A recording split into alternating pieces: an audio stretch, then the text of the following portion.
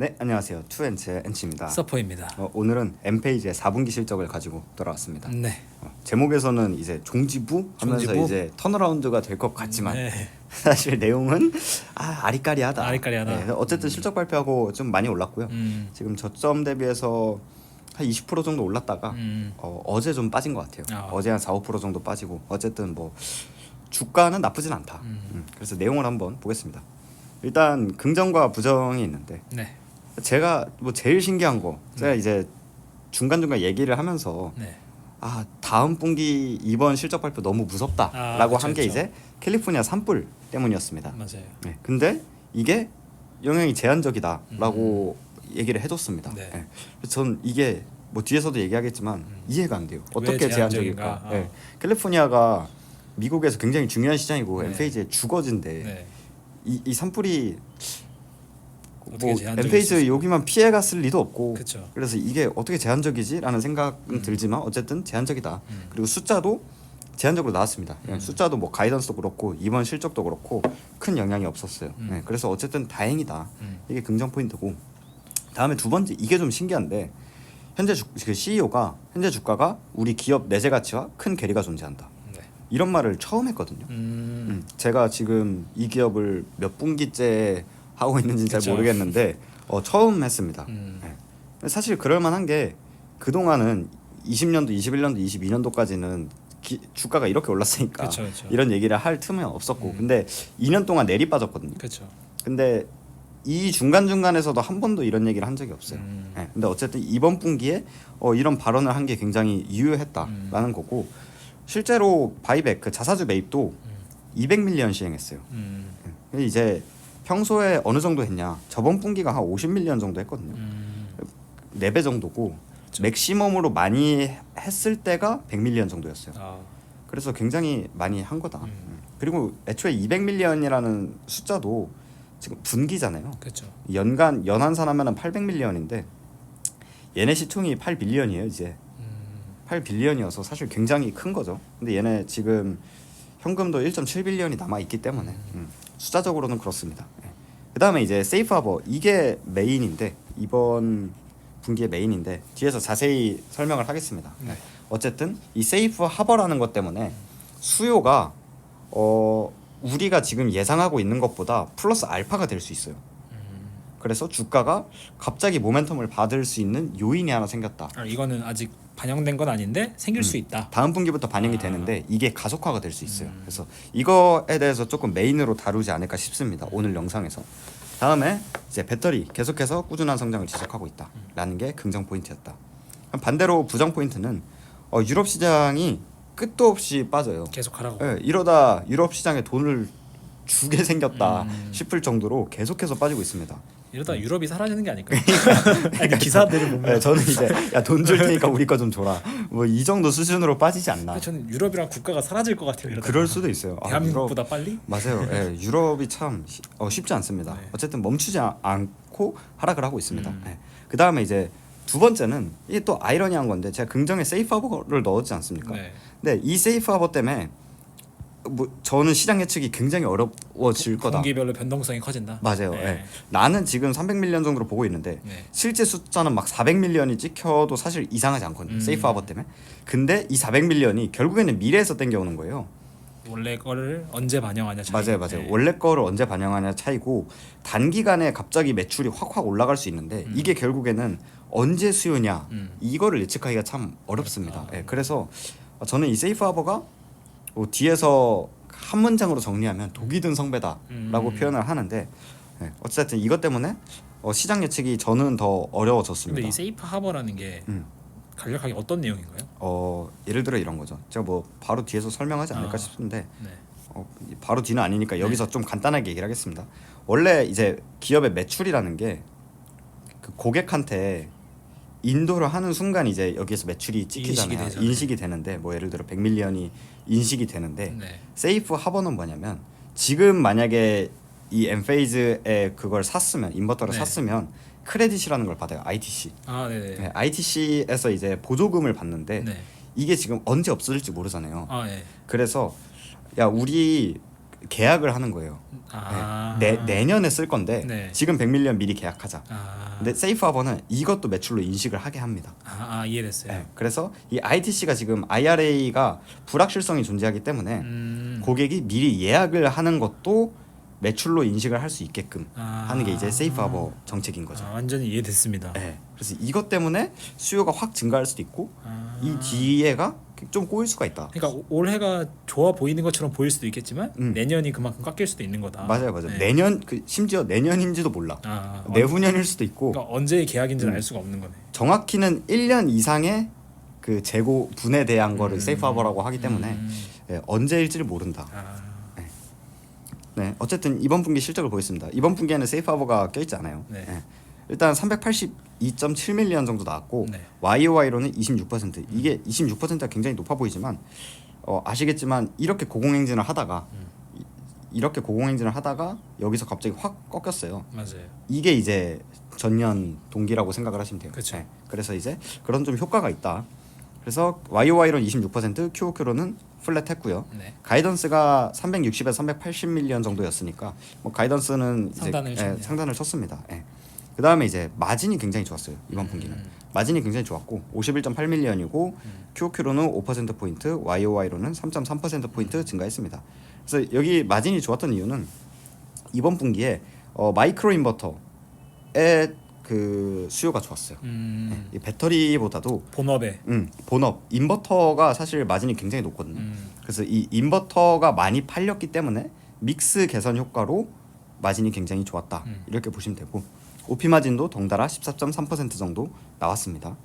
그 다음에 EPS 마찬가지로 탑라인도 많이 증가를 했고 YOY 대비해서 그 다음에 이제 바텀라인도 증가를 했기 때문에 YOY로는 200% 정도 증가를 한 수치고요. QOQ로도 굉장히 많은 성장을 이뤘습니다. 프리 캐시플로우는 플랫한 수치고요. QOQ로는 캐시도 1.72빌리언 정도 아직까지 남아있다 이렇게 보시면 됩니다. 마이크로 인버터 같은 경우는 이번 분기에 2밀리언 정도 팔았고요. QOQ로 16%나 증가했죠. 이거 개수죠. 맞아요. 200만 개. 맞아요. 200만 개고 QOQ로 16% 증가를 했기 때문에 사실상 마이크로 인버터가 굉장히 잘 팔렸다 이렇게 보는 게 맞고요. 배터리 같은 경우에는 172.9 메가와트 정도인데 이게 QOQ로는 12% 하락한 거거든요. 근데 뭐 기억하실지 모르겠지만 제가 저번 분기에 지난 분기에 좀 재고 보충 영향이 있다 이렇게 얘기를 한 적이 있어요. 그래서 이거를 제거하면은 저번 분기에 이제 재고 보충을 제가 추정하기로는 한 30에서 50 정도로 추정을 했었는데 이걸 빼면은 저번 분기에 실질적으로는 140 정도가 셀스로 그러니까 최종 수요. 이거는 이제 전 영상에 자세하게 나와 있는데 맞아요. 그러니까 실제 매출액보다는 도매업자한테 넘긴 맞아요. 재고로 쌓은 매출. 맞습니다. 이 3분기 실적 발표에 좀 자세하게 얘기했으니까 그걸 참고하시면 되고 그래서 이거는 뭐 공식적으로 발표한 건 아니기 때문에 제 추정상 저번 분기 실제 수요는 140 정도고 이번 분기는 172.9이기 때문에 QOQ 마이너스로 찍혔지만 아주 잘 성장하고 있다 이렇게 저는 분석을 했고요. 다음에 이번 분기 바이백 200밀리언 정도 시행을 했다. 그리고 가격은 69달러. 참 69달러라는 가격을 제가 보네요. 지난 분기에는 50밀리언 정도고 많아야 100밀리언 정도를 시행했었는데 이번 분기 사실 주가가 많이 오른 게 이 영향이 굉장히 큽니다. 주가 바닥이다 하면서 실제로 많이 샀기 때문에. 가이던스를 보면은 가이던스도 340에서 380밀리언 정도 줬습니다. 이번 분기가 380이니까 사실 엄청나게 좋은 숫자는 아니죠. 근데 이거를 조금 분석할 게 되게 많아요. 그래요? 벌써부터 숫자가 조정할 것들이 많습니다. 조정해야 될 게. 다음 분기부터 세이프하버가 반영이 됩니다. 그래서 50밀리언 정도 반영을 하고 2분기에는 45밀리언 정도가 있다. 제가 이걸 중간값을 360이라고 보겠습니다. 360 중에 50밀리언 세이프하버 빼면 310이잖아요. 그렇죠. 사실상 가이던스는 310밀리언이다라고 봐도 무방을 하는데 원래 이 인버터랑 ESS 사업부가 1분기에 계절성이 있어요. 그래서 이번 분기가 380이었으니까 15% 정도 빼면 306밀리언 정도거든요. 그래서 사실상 가이던스는 이렇게 보시면 됩니다. 실제 숫자 거의 비슷하네요. 맞아요. 거의 비슷하기 때문에 뭐 크게 뭐 가이던스가 낮다, 높다 이렇게 얘기할 수준은 아니다. 그냥 뭐 시장 기대치 정도다 이렇게 보시면 될 것 같습니다. 다음에 배터리 같은 경우는 150에서 170 정도고 이것도 계절성 감안하면은 뭐 나쁘지 않은 수치다 이렇게 보시면 될 것 같습니다. 네, 이제 지역별 코멘트를 좀 보겠습니다. 일단 미국 같은 경우에는 반등을 좀 하고 있는 모습이에요. 특히 마이크로 인버터가 11% 증가를 했다. 그래서 왜 증가했냐라고 봤을 때 이 국내 부품 인버터, 그러니까 그 제가 뒤에서 얘기하겠지만 DAC라는 게 있습니다. 네. 그 국내 그 추가 크레딧, 국내에서 생산된 이 인버터 제품 중에 국내에서 40% 이상의 부품을 조달했으면은 우리가 10% 크레딧을 더 주겠다. 얘기했던 내용이네요. 저 맞아요. 분기에도. 그런 법안이 있었는데 엔페이지 같은 경우에는 인버터 같은 경우에는 40%를 훨씬 넘는 거를 국내에서 조달을 하기 때문에 기존에는 뭐 중국산이나 이런 걸 썼던 고객들이 미국산을 찾기 시작했다. 네. 이렇게 보시면 될 것 같아요. 예. 그래서 국내 더 높은 국내 부품 인버터에 수요가 있었다. 그리고 배터리는 그게 코멘트 내용이었어요? 네, 맞습니다. 예. 배터리 같은 경우에는 QOQ 8% 정도 빠졌는데 우리가 예상한 것보다 채널 재고 보충이 적게 이루어졌다. 이거는 뭐 앞에서 제가 말씀드린 거고, 전체 제품의 최종 소비는 큰 변동이 없었다. 뭐 갑자기 확 반등했거나 확 빠졌거나 이런 거 없이 그냥 부드럽게 올라갔다, 이렇게 보시면 될 것 같아요. 그래서 캘리포니아랑 그 외 지역의 안정적인 수요를 확인했다. 그리고 뭐 밑에도 한번 읽어보시면 될 것 같아요. 다음에 이제 유럽인데, 사실 유럽은 이제 뭐 기대도 하지 않습니다. QOQ로 25%또 빠졌어요. 네. 네, 막 40%, 30% 이렇게 빠지는데 이번 분기에도 25% 빠졌고 최종 소비 또한 13% 정도 감소를 했다.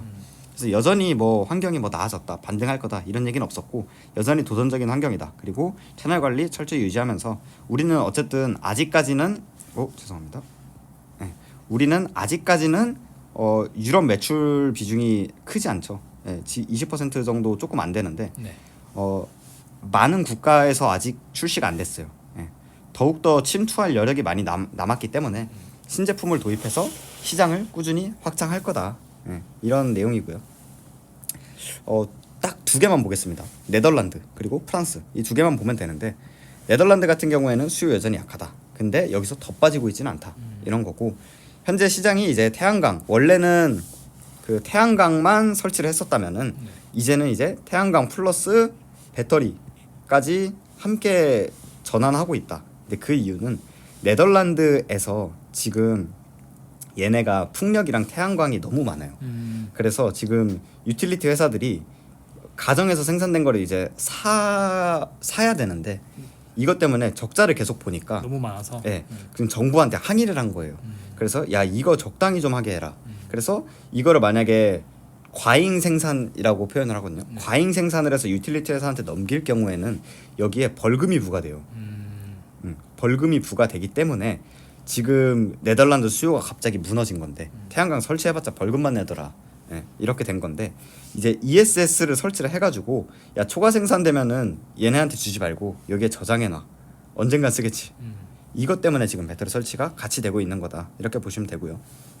그 다음에 이제 지금 에너지 공급 업체랑 램 시장, 지금 이것들을 저장해놨다가 부족할 때 팔고, 이런 것들 지금 에너지 회사랑 같이 조인해가지고 테스트를 하고 있는데, 이게 만약에 되면은, 활용할 경우에는 투자 회수 기간이 6년 이하로 단축된다. 그러니까 원래 10년만 돼도 경제성이 있다라고 판단을 하거든요. 태양광 같은 경우에는.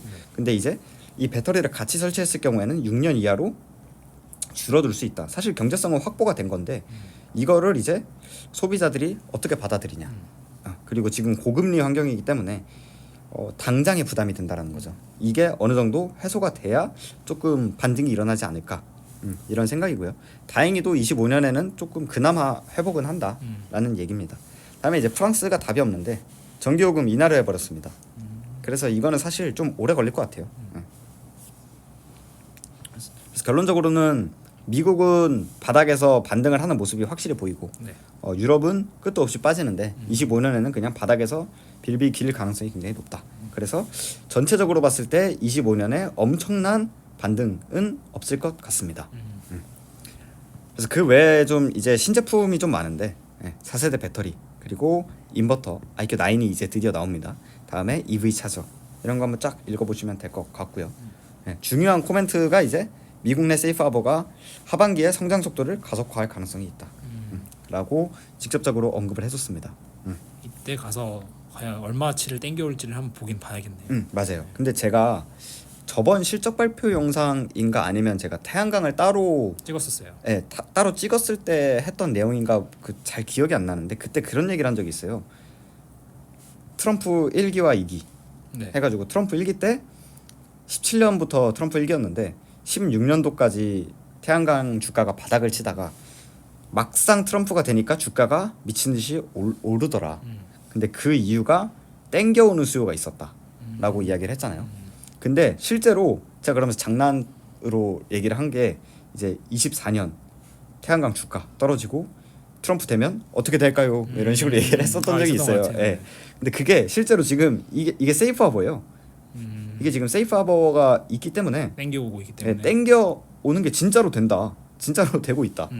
이회진 이러면서 이제 근데 뭐 그거에 대한 강도에 대해서는 조금 체크를 할 필요가 있지만 어쨌든 중장기적으로 이 주가 지금 이 답도 없는 태양광 시장에서 주가 드라이브가 될 수 있는 좀 하나의 요소가 생겼다. 이렇게 보면 될 것 같습니다.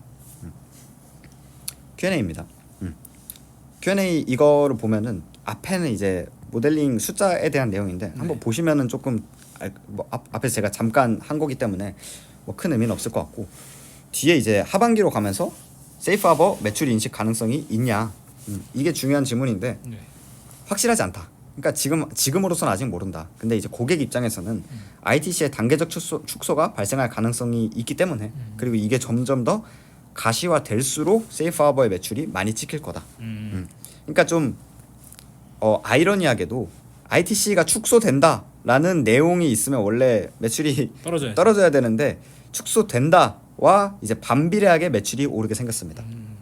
땡겨와야 되니까. 맞아요. 땡겨오는 수요가 갑자기 확 증가해가지고 또 다시 엄청난 수요를 맞을 순 있습니다. 다음에 이제 가이던스를 보면 어쨌든 배터리가 잘 출발했다. 1분기 가이던스를 보면은 근데 이제 2분기 이후에는 어떻게 될 거냐 이런 질문이었고요. 결론적으로는 25년 동안 배터리 물량이 계속해서 꾸준히 증가할 거다. 이거 굉장히 좋은 내용이죠. 배터리가 그나마 지금 엔페이지의 실적을 하드 캐리를 하고 있는데 이게 25년에도 여전히 좋을 거다 이런 내용을 한 거고요. 다음에 이제 2분기 원래 이제 계절성이 1분기에 이제 전 4분기에 비해서 마이너스 15% 하고 2분기에 이제 1분기에 비해서 한 8에서 9% 정도 증가를 하는 게 이제 이 엔페이지의 계절성인데 이번에도 이 스토리가 유효하냐 그리고 하반기에는 우리 분기별 400밀리언 정도는 나올 수 있냐 분기별로 7,800밀리언씩 찍었던 애들인데 어쨌든 지금 7,800밀리언을 본지는 뭐 기억도 안 나고 지금 200에서 300 왔다 갔다 하고 있기 때문에 하반기에는 이제 400이라는 숫자를 볼 수 있냐 이런 내용이고요. 얘네는 이제 원래부터 전통적으로 그 다음 분기 외에는 가이던스를 제공하지 않습니다. 그래서 제공하지는 않지만 확실하게 좀 얘기를 해줄 수 있는 거는 25년 내내 지속적 성장이 가능할 거다. 그 배경에는 신제품이 있습니다. IQ9. IQ9이 하반기에 나오는데 얘네의 특징이 좀 기술적인 내용이긴 하지만 480V 시장 원래는 그 얘네 IQ8이죠. A 라인업 중에 480V 라인업이 없었는데 IQ9으로 되면서 여기 뚫지 못했던 시장도 확장이 될 거다. 새로운 시장도 갈 수 있다. 맞아요. 그래서 추가적 성장을 기대하기 때문에 하반기는 좀 기대해도 좋다라는 내용입니다. 다음에 이제 관세에 대한 질문. 이거는 좀 국내 투자하시는 분들도 보셔야 될 게 전 처음 봤거든요. 이 내용을 그 엔페이지 실적에서 처음 봤는데 배터리 양극재 부분에 최대 850%의 높은 관세가 부과될 가능성이 있다. 근데 이 애널리스트는 사실 부과될 거다라는 식으로 얘기를 했거든요. 그래서 이거에 대해서 방안은 어떻게 되냐. 그래서 관세에 대해서는 우리도 조사 단계에 있다. 근데 아직까지 어떤 원자재, 그러니까 양극재인지 음극재인지 뭐 어디에 할진 모르겠다. 그리고 부품이 관세 적용이 대상이 될지, 그리고 배터리 전체가 포함이 될지 이런 것들이 아직까지는 뭐 얘기가 되진 않았지만 결론적으로는 우리는 이미 다변화를 해놨다. 사실 원래 얘네 배터리는 거의 중국이었거든요. 원재료가. 그 원재료뿐만 아니라 공장도 중국이었고 그 셀팩 제조도 다 중국이었는데 그거를 미국으로 많이 일단 들여왔고 이걸 유럽으로도 보냈어요. 그래서 한 최근 1-2년 동안 다변화를 많이 해놨기 때문에 관세 이슈에 대해서는 좀 적극적으로 좀 대응할 준비가 되어 있다 이런 내용을 얘기를 했었고요. 다음 질문으로는 IQ9인데 이 하반기 출시 그리고 4세대 배터리 도입도 예정되어 있는데 이게 이제 나오면은 마진도 같이 상승하냐라는 질문이고요. 결론적으로는 마진도 상승할 것 같습니다. 일단 IQ9 같은 경우에는 원가 절감 측면에서 상당한 효과가 있다라고 이야기를 하는데 제가 사실 이런 거 원래 제가 다 빼고 가져오거든요. 그쵸. 예, 어려운 내용들은 다 빼고 가져오는데 기술적이니까. 예, 제가 이 내용을 보면서 네. 이걸 읽으면서 서퍼님한테 메신저로 보냈을 네, 것 같은데 기억납니다. 엠페이지 너무 좋다. 이게 되게 사실 이게 제가 요즘 공부를 하면서 느낀 게 이 신제품 혁신이라는 게 그러니까 그냥 말로만 뭐라 해야 될까요? 그냥 교과서적인 내용 말고. 네, 그냥 저희가 그냥 중요하다. 당연히 혁신 중요하지. 이 정도로만 판단을 하는데 이 신제품 혁신이 가져오는 이 숫자적인 변화에 대해서 공부를 많이 하고 있거든요. 네. 그래서 결론적으로는 결국에는 기업의 이 마진이나 이런 ROIC를 높이는데 가장 중요한 게 이 신제품 혁신이다. M&A도 아니고 뭐도 아니고 결국엔 신제품 혁신하는 기업만이 계속해서 높은 이런 성장률을 보일 수 있다라는 게 이제 그 맥킨지의 설명인데 엠페이즈만 계속 떠올랐었거든요. 네. 근데 이번 분기에 이렇게 좀 디테일하게 설명을 해주니까 역시 우리 바들이 엔지니어 출신. 네. 그래서 이거를 좀 읽겠습니다. 네. 일단 원래는 실리콘 반도체 기반이어서 뭐 이거를 만들려면은 4개의 공정을 거쳤대요. 네. 근데 이제 ABCD를 거쳐야 되는데 IQ9에서는 이거를 절반으로 줄였습니다. 그래서 AB만 하는 그 공정 2개로 줄였고 그리고 그 제품 내에서도 이 스위치라는 게 있는데 원래는 단방향으로 이 4개의 스위치가 필요했다면 이걸 하나 양방향으로 묶어가지고 2개의 스위치로 대체를 했다. 그리고 이제 향후에는 이 IQ10 이럴 때에는 고주파 작동으로 변압기 크기를 축소하는 것이 목표인데 근데 지금 IQ10 얘기를 하는 거는 지금 이제 IQ9 나오는데 무슨 소리냐라고 할 수 있는데 얘네가 신제품을 발표를 하면은 그 다음 제품이 이미 어느 정도 나오고 있다는 뜻이거든요. 그래서 그 얘네 오피셜로 신제품을 발표할 때는 그 다음 제품이 이미 어느 정도 상용화 라인을 준비를 하고 있을 때 발표를 한다라고 이야기를 했기 때문에 이 IQ10에 대한 내용이죠. 이 주파수를 조금 확대를 시켜가지고 지금 100kHz에서 1MHz까지 증가시키는 것이 목표고 만약에 이렇게 되면은 변압기 크기를 66% 줄일 수 있다. 그래서 이 지금 마이크로 인버터가 더 작아질 수 있다라는 내용인 거죠. 여기서 좀 감탄을 했습니다. 뭐 잘 모르겠지만 믿어요. 뭐 제가 알 수는 없는 거잖아요. 근데 왜냐하면 많은 기업들의 어닝콜을 보다 보면 우리는 신제품 혁신을 이뤘다라는 내용이 있는 기업들이 모두가 있어요. 맞아요. 모두가 있지만 우리가 어떻게 신제품 혁신을 이뤘다는 사실 모두가 있진 않거든요. 맞아요. 그래서 그 차이는 이 어닝콜의 다양한 기업들을 많이 보면 볼수록 그냥 톤에서 딱 느껴집니다. 맞습니다. 이게 공감이 안 되실 수 있는데 맞아요. 그 내용을 딱 보면은 얘네가 이거는 그냥 블러핑이다. 이건 진짜다. 맞아요. 이게 어느 정도 느껴집니다. 맞아요.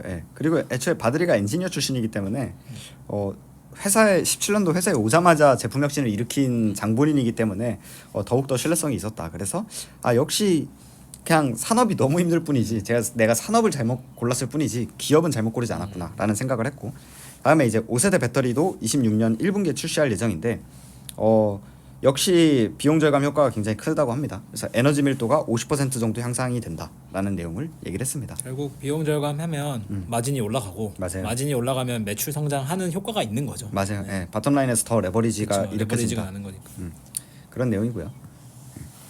다음에 이제 이거는 혹시 저희 그 구독자 중에 썬런 투자하시는 분이 있으실지 모르겠지만 다 죽었을 것 같은데.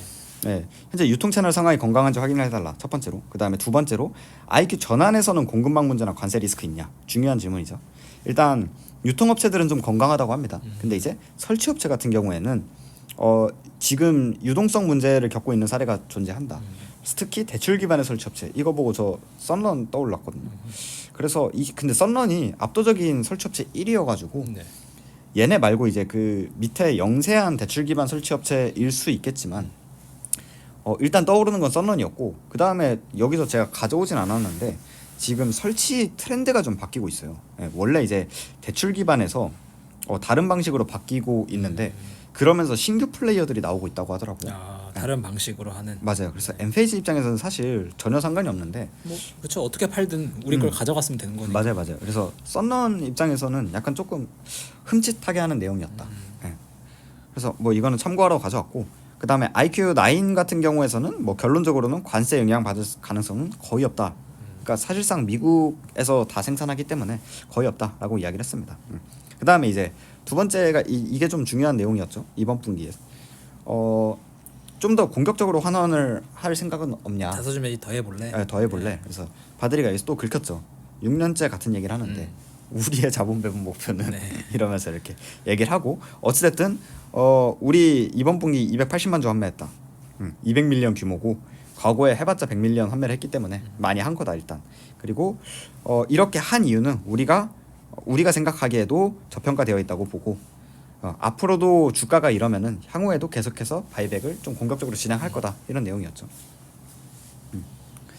다음에 이거는 사실 원래 같으면 안 가져올 내용인데 지금 제가 또 중요하게 보는 내용인데 유틸리티 쪽이거든요. 그러니까 유틸리티 서퍼님이 얘기하신 적이 있는데, 저랑 얘기할 때 엔페이즈가 지금 가정용이잖아요.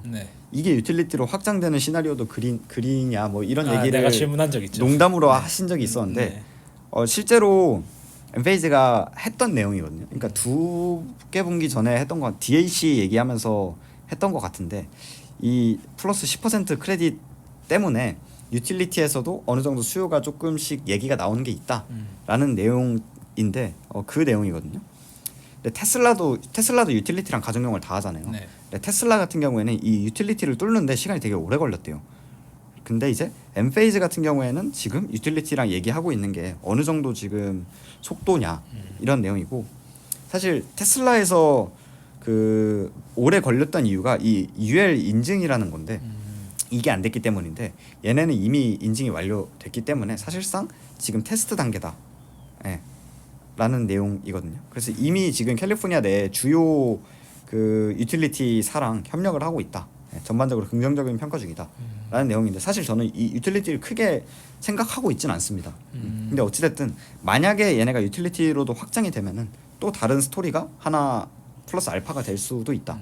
제가 왜 사실 그때 이런 질문을 했냐면 저희가 맨 처음 엔페이지를 공부했을 때는 가정용 시장이었어요. 맞아요. 근데 어느 순간 어느 분기부터 상업용 시장이라는 얘기가 나왔어요. 맞아요. 근데 상업용이 유틸리티랑 가정용의 딱 중간 개념이잖아요. 맞습니다. 그래서 상업용을 좀 하네 건드리고 있는데, 제가 뭐 기술자는 아니지만 가정용의 마이크로 인버터가 저희가 처음에 주목한 이유는 기술력이잖아요. 맞아요. 왜냐하면 유틸리티는 기술력보다는 그냥 규모 경제로 때려 넣어서 싸게 만들면 된다. 맞습니다. 이런 논리였는데 보면서 제가 들었던 생각이 그럼 기술력이 부족한 건 아닐 테고 결국에는 마진을 챙기고 싶은 거고 상업용을 도전했고 만들어내고 있으면 내가 봤을 때 이건 유틸리티도 할 가능성이 높다라는 추정하에 물어본 거였거든요. 맞아요.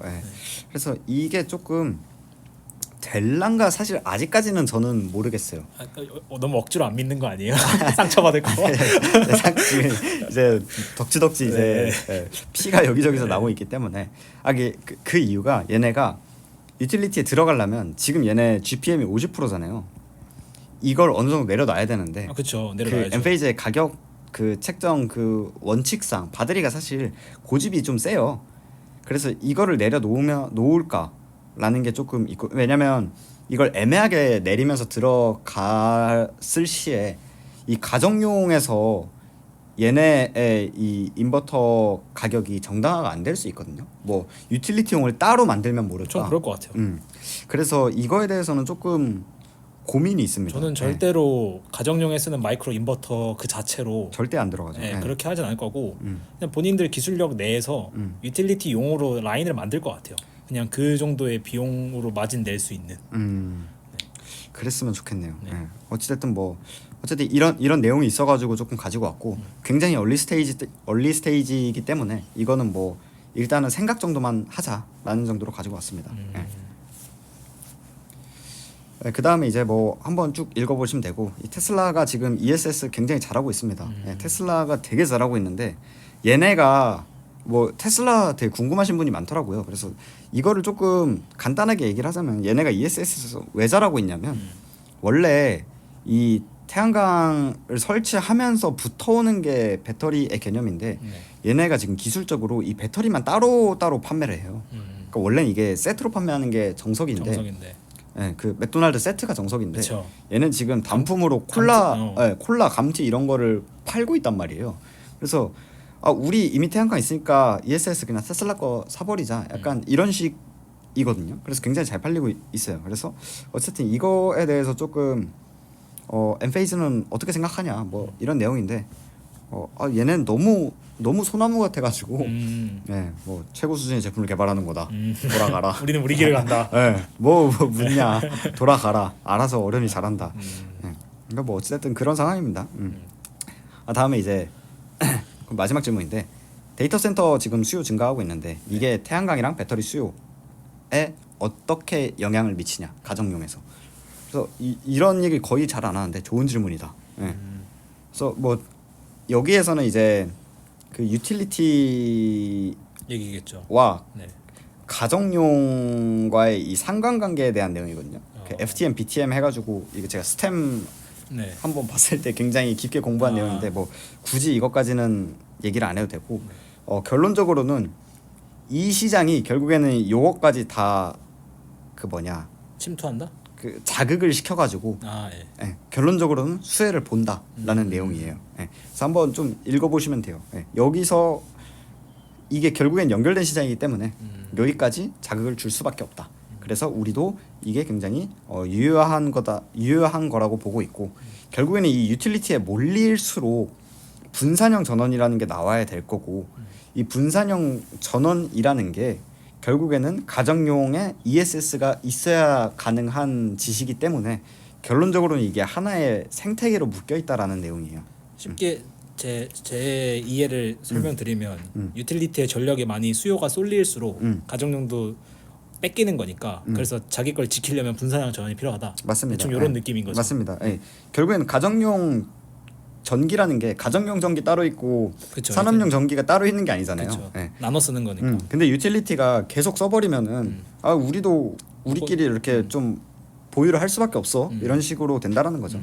그리고 결국에는 이 유틸리티 사들도 부담이 되기 때문에 이 전력망이라는 게 그래서 결국에는 이 가정용으로 이렇게 그 서로 이렇게 거래를 하는 그런 시스템으로 갈 수밖에 없다라는 내용이에요. 조금 요약을 해버리면은 일단 최악은 지났다. 25년에 이제 얘네가 얘기한 거 중에 그래도 강하게 얘기한 거는 25년 꾸준한 성장 이런 내용 없었거든요. 자, 과거 몇 년 동안 진짜 오랜만에 보거든요. 눈물이 나는데 최악은 지났다. 최악은 지났다. 그래서 24년보다 숫자가 안 좋을 일은 없을 것 같다라는 거고 다만 이제 회복 속도에 대해서는 좀 미지수다. 그러니까 안 좋지 않다라는 얘기지 엄청나게 좋아진다라는 내용은 또 아니거든요. 이게 또 다르거든요. 일직선일 수도 있으니까. 맞아요. 그래서 바닥은 다졌다. 확실히 바닥은 다진 것 같아요. 특히 미국 시장 같은 경우에. 근데 여기서 제가 찜찜한 두 개는 또 다시 얘기하지만 어떻게 산불이 영향을 미치지 않았는가. 얘네가 그 1분기 이후에 가이던스를 제공하지 않잖아요. 이 뒤에가 아작나 있으면 어떡하지? 뭐 그럼 얘기를 했을 거라고 생각을 하는데 저는 이 바드리를 믿는데 아직까지도 제 머릿속에 논리적으로 이게 내 상식으로는 이해가 안 가네. 이해가 되지 않아요. GPT 유료 버전에 한번 물어보자. 그러니까 저희가 유료 버전 오너기 네, 때문에 오너기 때문에. GPT 아주 잘 쓰고 있는데 한번 뭐 물어보겠습니다. 제가. 아무튼 이 부분이 조금 계속 찝찝하고요. 두 번째로는 이 세이프 하버가 또 찝찝합니다. 독이 든 성배인가.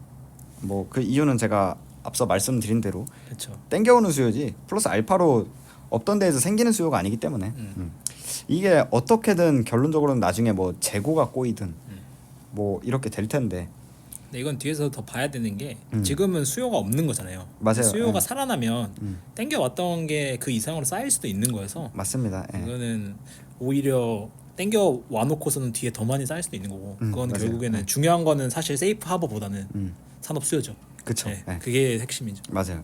그래서 결국에는 이 세이프 하버가 그래서 넷 긍정이냐 그러니까 긍정이 더 크냐 부정이 더 크냐라고 봤을 때 저는 긍정이 더 크다고 생각을 하는데 지금 저도 긍정이 더 크다고 봐요. 급한 불에 불은 끄고 있으니까. 맞아요. 급한 불에 그나마 뭐 단비. 네, 단비가 내리고 있는데 그 뒤에 그 호우가 내릴 수도 있는 거라서. 약간 이런 느낌이에요. 지금 제가 사채 빚을 썼는데 네. 고금리지만 네. 이금융권에서 대출 될 것 같긴 해요. 네. 약간 이런 느낌이긴 한데.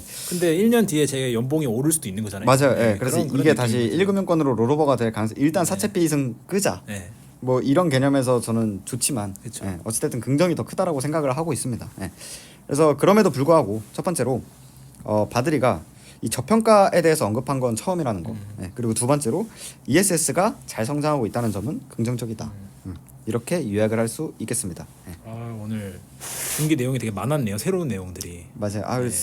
말씀하신 대로 새로운 게 많았어요. 새로운 내용이 많아가지고 보느라 좀 쉽지 않았겠습니다. 제가 듣기로는 이 그 스크립트 양이 장난 아니던데 이 기업이. 맞아요. 이 기업이 태양광이 매력적이잖아요. 네. 태양광이 매력적인데 점점 막 바닥을 찾으려는 애널리스트들이 많아가지고 점점 양이 많아지고 있긴 합니다. 근데 뭐 저도 그 바닥을 찾으려는 사람 중에 하나여서 재밌게 읽긴 하는데 어쨌든 시간은 조금 걸린다. 오늘 자료 정리하시나 너무 고생 많았고 좋았으면 좋겠습니다. 네, 저도 좋았으면 좋겠는데 어쨌든 뭐 업데이트 되는 거 있으면은 바로 가지고 오도록 하겠습니다. 좋습니다. 그럼 저희는 다음 영상에서 찾아뵙겠습니다. 그럼 안녕.